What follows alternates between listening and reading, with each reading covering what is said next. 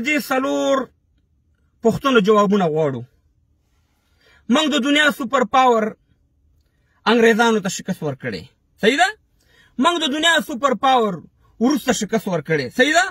موږ د دنیا سوپر پاور امریکې ته او 52 ملکونو ته شکست ورکړی، ګونډې متمادي کړي او قب قب کړي د ټول امریکا او یورپ هم اوار کړی. خو دغه یو پنجاب ته شکست څنګه نه ورکول کیږي؟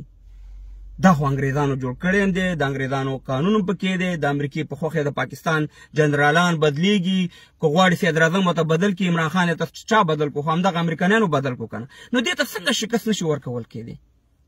ها څه چل دی؟ وایي دال مې کچھ کالا کالا ہے، دال ټول تور دي. ای افغانانو ورونو، دغه 3 ورځې مخکې چې په ظاهري دی که خدای رب العالمین دې دغه عربان تباه او برباد کړي چې زموږ د وطن د بدماشانو د دهشتګرو اډه جوړه کړې ده، همدلته راغلي او دلته ناست دي، د لاسه زموږ وطن تباه او برباد دی. دلته چې جهاد ته راځي خو لاړ دي چې فلسطین ته دې لاړ شي، هلته دې جهاد وکړي که نه، خدای دې تباه او برباد کړي. حمله یې وکړه، د پاکستان د هوایي میدانونه پیسې 50 میلیونه ډالره په ظاهري وانې انعام امریکې ایښی و. پاکستان واغسته، خپل اقتصاد یې مضبوط کو. د $1 نه د هغې نه مخکې 215 کلدارې جوړې دي چې کله یې زموږ په پایتخت وانې حمله وکړه، زموږ په میلمه وانې چې په 2001 کې په حکومت ختم کړی و، په هغې وانې حمله وکړه. اوس د $1 نه 212 کلدارې جوړېږي. دومره اقتصادي منمه د پنجاب که نه، داسې چلونه خو درځي. او که په موږ بمباري کوله، نه د نه ملا هیبت الله پاتې شي، نه د نه زموږ خویندې میندې پاتې شي، نه د نه ملا یعقوب صاحب پاتې شي، نه د نه ملا برادر صاحب پاتې شي. خرڅې که خرڅوئ دا خو ستا دې کاروبار کې ته موږ سلام کوو. دا بعد زموږ پښتونخوا ورونه وایي زه ورته دا خبره کوم چې پاکستان موږ ته افغانستان ته ضرورت لري، موږ پاکستان ته ضرورت نه لرو. ګورئ ضیاءالحق به ویل چې جهاد افغانستان دفاع پاکستان.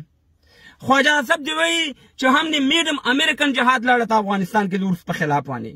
بل سیاستمدار دی وایي چې عربانو ته الله تعالی تیل ورکړي دي، موږ ته الله تعالی افغانستان راکړی دی.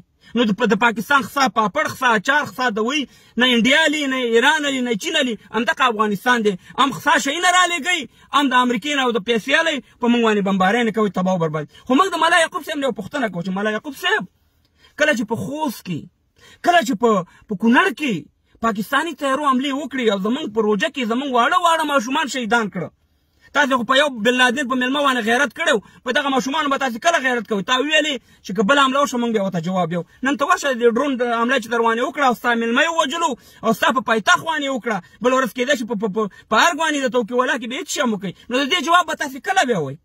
کله به دې ته تاسې جواب ورکوئ؟